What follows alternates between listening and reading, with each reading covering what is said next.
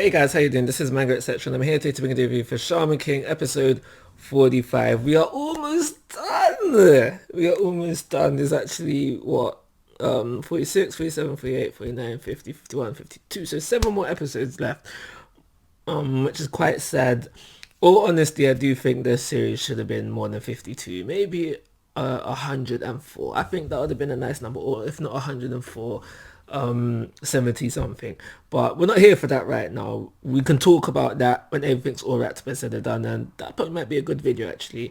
And I would love to get the feedback of people who read the manga and see how their views on it as well. So maybe. But anyway, like I said, we're not here for that.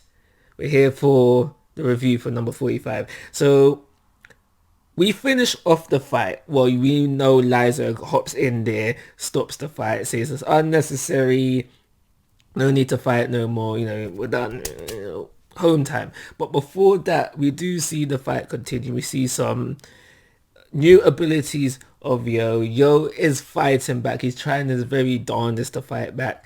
And it's not the fight I wanted, but at least he fought back. I thought it'd have been a little bit more entertaining. That's just my views on the fight, personally. I guess you can say, actually, I don't know. It was 2-on-1, and Chocolove still didn't do nothing. I'm trying to think who would have won that fight if things rolled out, because later on in the episode, Ren says he's the weakest of the five. I guess in the five warriors, he said he's the weakest of the five. But like I said, it was 2-on-1, technically 3-on-1. But Chocolove was nerfed, and Yo lost an arm. So it's kind of hard to tell who would have won that fight outright if it continued and was able to finish. But overall, I was expecting more of an emotional, exciting battle between Team Yo and Team The Ren, but we didn't get that, so that is what it is.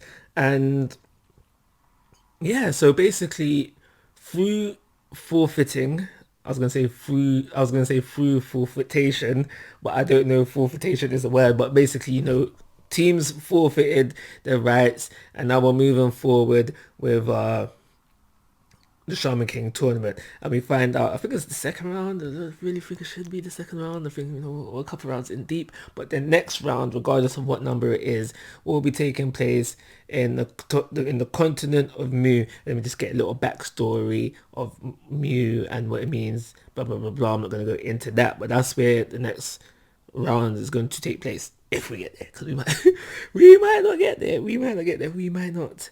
We might not get there. So this is all happening in a scene where they're in the hot springs, they're chilling. Ren wants to do some training, but he decides against it. But they're chilling. But the fact is that they're chilling with Hal.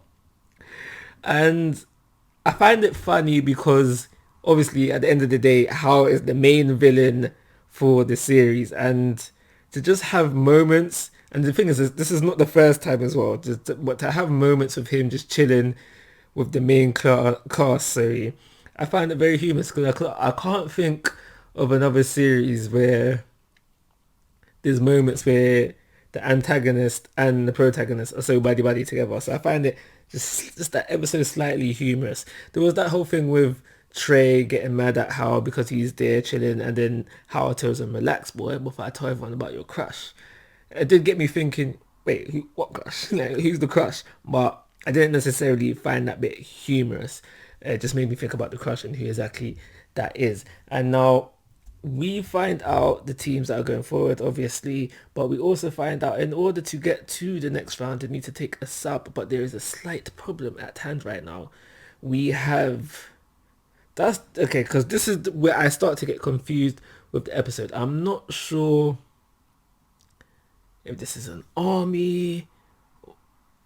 I was gonna say a government operation. If it's a government operation, it'd be army. I don't know who exactly they are. The people that are coming to where they are currently, where the Shaman King tournament is taking place currently.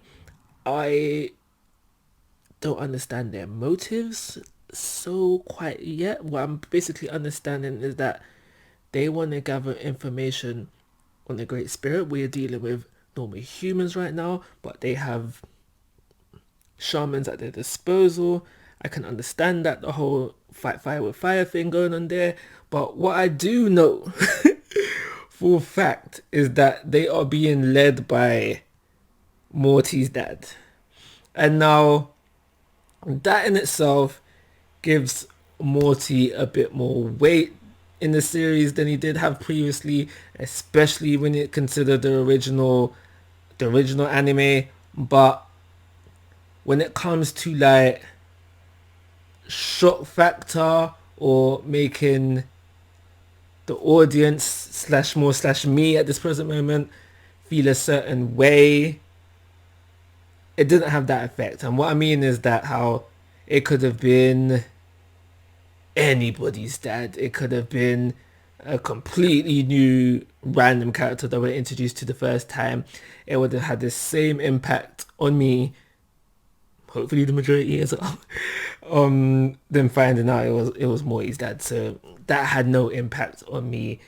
Just want to throw that out there. And I think that's probably like the final thing I want to say about the episode, my final opinion anyway, because we end off the episode where we have the whole squad, the whole squad, good, well, sorry, I shouldn't say the whole squad, the main squads of the good and the bad, teaming up to take down,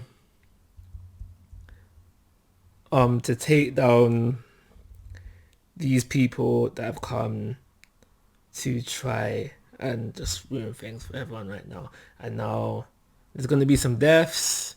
They've got the revival squad prepared, but we know that the revival technique takes a lot of Furyoku, so they can't do too much. So they need to keep the killings to a minimum, but they are fighting normal humans for the most part. So killing will become, what I'm thinking is that killing will come like accidentally, because they'll be fighting with the oversouls, but oversoul against a normal sword, that's straight breakage. The death should be rolling in fairly easy is what I'm thinking right here. So there's that they have to deal with and they'll try to overcome.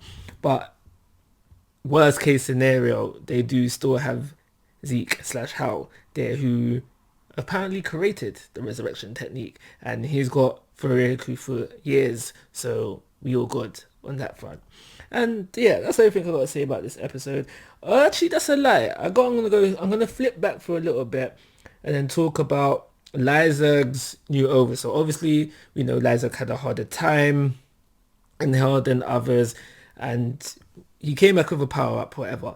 My thing is that I don't know if it was shown in the manga or not, but I feel like when it comes to everyone's Hell's training, it was rushed, and we could have seen more of it, even if it was filler. But again, that goes into the whole we need more episodes thing. But I feel like because they made the emphasis on Lyserg, because he struggled more than the rest, it made me feel like anyway that we would have seen more of his training, but we didn't. Now I'm done to talk about this episode. I think I'm done now. So I'm going to give this episode a 3-star rating. We are moving on at a fairly nice pace. The pacing of this is never slow. I don't think I've ever seen it to be slow. Yeah, if anything, it's too rushed. If anything, it's too rushed. But normal pacing so far. I think this episode was paced up fairly nicely. So 3-star rating, and I'll call it a review. Like always, guys, I'm asking for your thoughts and opinions. If you haven't already, please go to my YouTube channel. But most importantly, take care. Have a nice day.